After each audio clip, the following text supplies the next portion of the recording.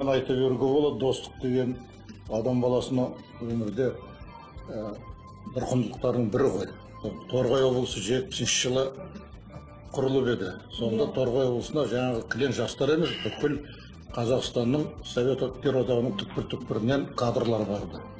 Жаңа облысты көтеру үшін. Сол Торғайды енді мына кішкене күлкі болсын, екі жауып, екі ашты. Тағдырға лайық болды солай. Қазір аты жоқ, тарихта қалған аты бар. Сол Торғайды біз қалжыңда бойы жас кезімізде өзіміз айтатынбыз. Мынау бәріміз әр жерден жиналған халықпыз. Аның орталығы Арқалық деп атын қойса, мына атын Арқалық емес, әр халық деп айтайықшы. Әр халықтан жиналған деп. Ғафу Қайырбеков ақсақалымыз торғайлық қой негізі.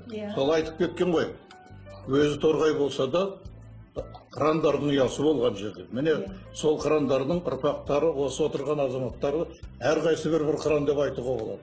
Торғай десе, осы күнге дейін ішкен асын жерге қойып отырған азаматтар осылар. Әйтпесе Торғайда кіндік тамған біреуі жоқ. Содан кейін міне осы азаматтармен танысып осы күні бәріміз қазір Алматының бөктерінде, Алатаудың бөктерінде осы жақта кездесіп достығымыз жалғастыруда. Туралы бір ой тастағандай болдыңыз. Біз шынына қарасақ, осы жерде отырған жігіттердің бәрі қазақи тәрбиеде шыққан жігіттер.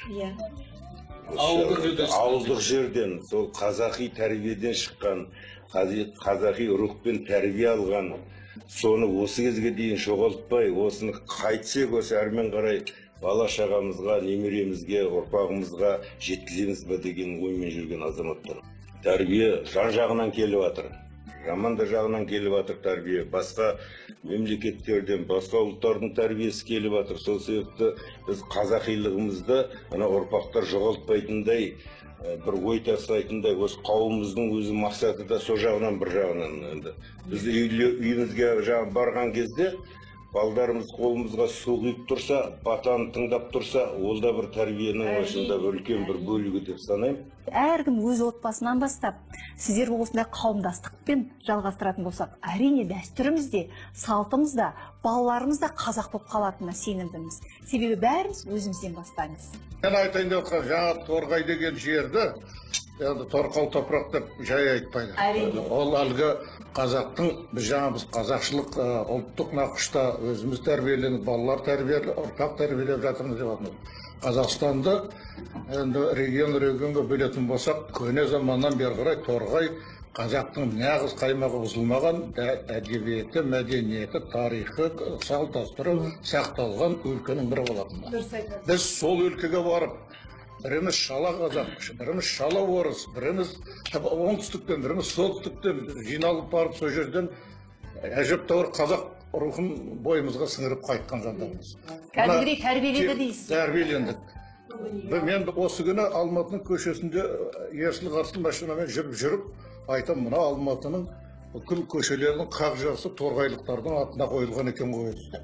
Мен қазір бір секундканы айтып өтейін. Ана Әліби Жангелдин, Амангелді Иманов, Шақшақ Жәнібек, анау Ахмет Байтұрсынов, анау Міржақып Дулатов, анау Ыбырай Алтынсарин, анау Ғафу Қайырбек, Сырбай Мәуленов, айта берсең бүгінгі бізбенен бітіруге болады. Осы Алматының қақ жақты көшесі. Ол не деген сөз? Сол қазақтың нағыз даналарының өскен ұялары. Ғафудың сөзі дөп басып айтқан өзі Торғай болса да, қырандардың ұясы болған жерде. Міне, біз сол жерге барып еңбек еткенімізге әрқашанда мақтаныш қылып айтып жүреміз. Мықты болсаңда Торғайға барыңыздар. Торғайдың желі неге тұрады? Сол жердің өтінде өстік, сол жерде шындық.